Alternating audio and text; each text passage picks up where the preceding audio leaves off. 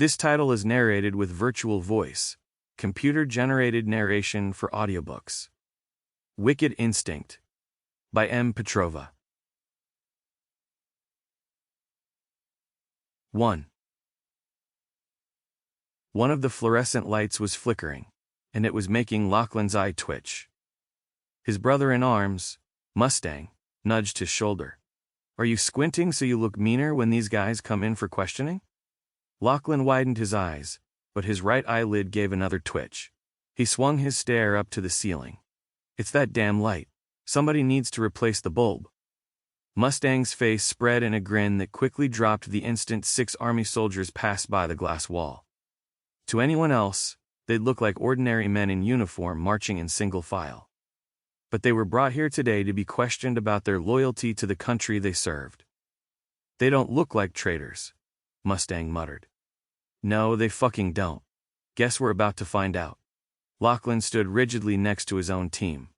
"Why does it feel like this is an Army versus Navy game? All we need is a beach and a volleyball net." Mustang snorted in response. The idea that these soldiers could be behind an act of treason was fucking crazy. But somehow top-secret military weapons sent to the Middle East had appeared on the streets of Chicago, and these soldiers had just returned from Iraq. As the line of men stood facing the blackout team, Latch's eye started twitching again. Sparrow, their commanding officer, waved a hand for them to grab a soldier and start questioning him. Latch broke the line first, striding up to one of the men. He didn't choose his target by chance. He'd picked him out as soon as he walked into the room. The guy couldn't be a minute over 21, and he looked worn down by the action he'd seen over the past few months of deployment. With a jerk of his head, Latch said, "Come with me." He led the way to a card table set up on the opposite side of the room, farthest away from that flickering light. He gestured to him to take a seat, and Lachlan claimed the chair across from him. Questioning people about crimes wasn't new to him, but that didn't mean he enjoyed it. "State your name." The guy carried himself with pride. Latch would give him that.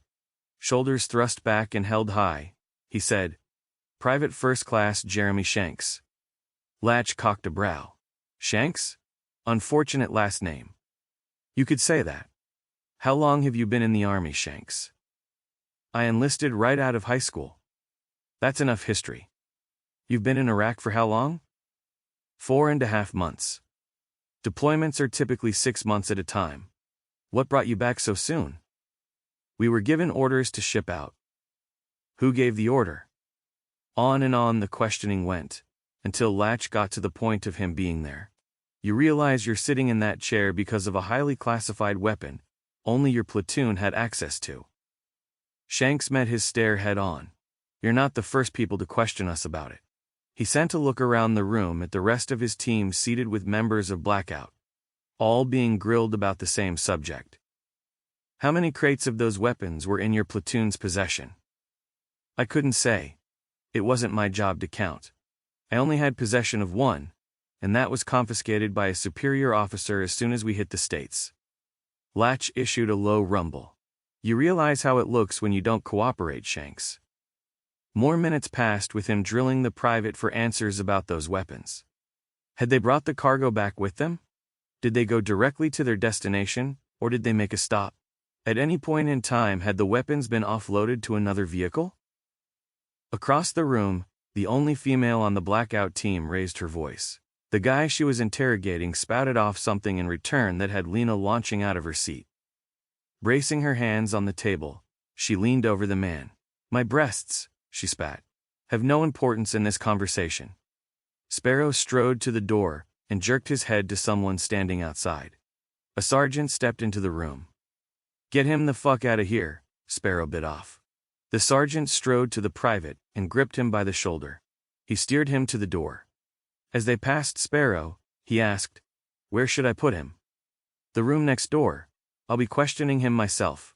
Sparrow didn't even glance Lena's way when he said it. They all knew the woman was as badass as they built them.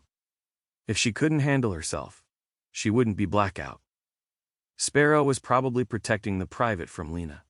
If he'd opened his mouth one more time, there was no telling what she would have done to him. They all returned to their interrogation. To keep listening to this audiobook, I've left you a link in the description so you can do it, at no cost thanks to Audible's 30-day free trial.